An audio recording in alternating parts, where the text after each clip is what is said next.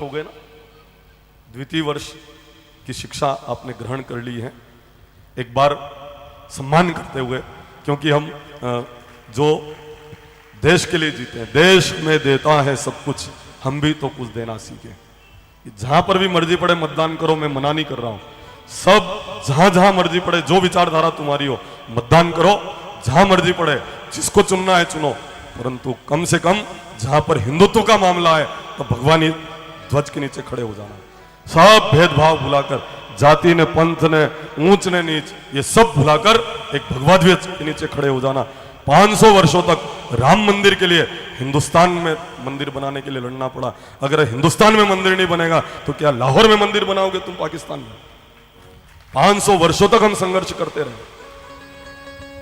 सभी सनातनी एक मत हो मंदिर के लिए, सभी सनातनी एक हो गोमाता के लिए, सभी सनातनी एक हो, सनातनी एक हो इस राष्ट्र के लिए, सभी सनातनी एक हो हिंदुत्व की रक्षा के लिए, क्योंकि एक देश है मात्र ये भारतवर्ष जहां पर हिंदू बाहुल्य है।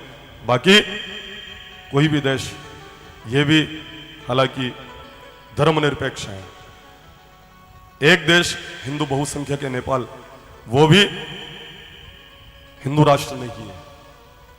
अब कम से कम एक देश है, और उस एक देश में भी अगर हिंदू असुरक्षित हैं, मैं तो कह रहा हूं हिंदू धर्म सापेक्ष हिंदुस्तान होना चाहिए। क्योंकि जब मजहब के आधार पर बंटवारा हुआ तो जो लोग पाकिस्तान गए वो धर्म सापेक्ष उनका पाकिस्तान बना, तो फिर ये हिंदू धर्म सापेक्ष हिंदुस्तान क्यों नहीं?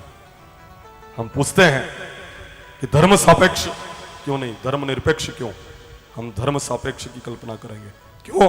क्योंकि बंटवारा जब मजहब के ऊपर हुआ, धर्म के आधार पर बंटवारा हुआ, तो जो हिंदुओं का देश है वहां पर हिंदुओं का सम्मान होना चाहिए, वहां पर हिंदुओं का मान होना चाहिए, वहां पर गोमाता की रक्षा होना चाहिए, वहां गाय को राष्ट्रीय धरोहर घोषित होना किया जाना चाहिए।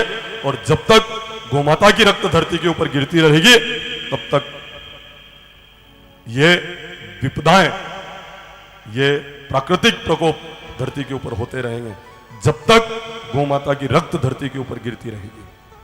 आइए हम संकल्प लें कि गोवध भारत में पूर्ण पाबंद हो। इसके लिए हम सबको मजबूत बनना पड़ेगा। गाय जो इधर उधर घूमती है उसकी रक्षा का भी जिम्मेवारी लें, और गोमाता की रक्षा के लिए हम संकल्पबद्ध हो, प्रतिबद्ध हो। एक दिन हमने कहा था, माता को माता न कहे तत्काल उसे पाबंद करो, और अमन चैन से रहना है तो गो हत्या को बंद करो, और चुभते कांटों की माला को अब गले लगाना बंद करो। अमन चैन से रहना है तो गो हत्या को बंद करो।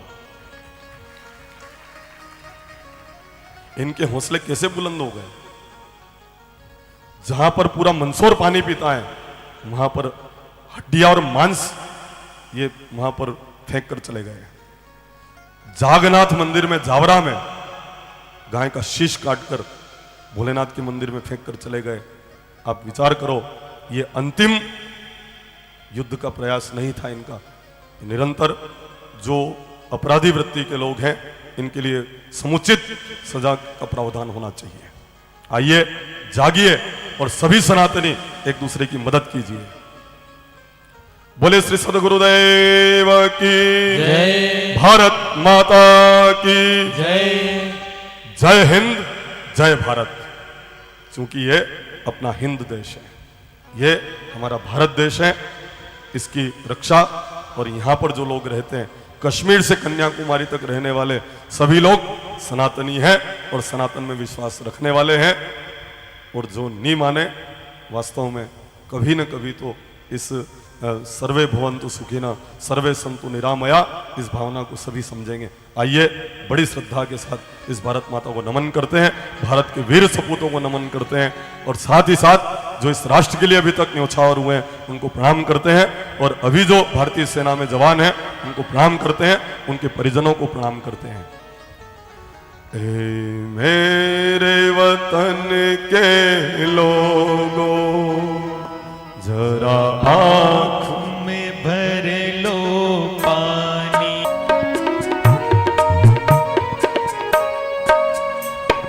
खून से लथपथ काया, फिर भी बंदूक उठा के 10-10 को एक ने मारा। फिर गए वो होश गवा के, जब अंत समय आया तो, जब अंत समय आया तो कह गए कि अब मरते हैं। खुश रहना देश के प्यारो, खुश रहना देश के प्यारो, अब हम तो सफर करते हैं। क्या लोग थे वो दीवानों, क्या लोग थे वो अभिमानी, जो शहीद हुए हैं उनकी जरा याद करो कुर्बानी। तुम भूल न जाओ उनको, इसलिए कही ये कहानी, जो शहीद हुए हैं उनकी जरा याद करो कुर्बानी, हो जरा याद करो कुर्बानी, हो जरा याद करो कुर्बानी। बोले श्री संत गुरुदेव की जय। भारत माता की जय। देश के वीर सैनिकों की जय। देश के वीर सैनिकों की जय। जय।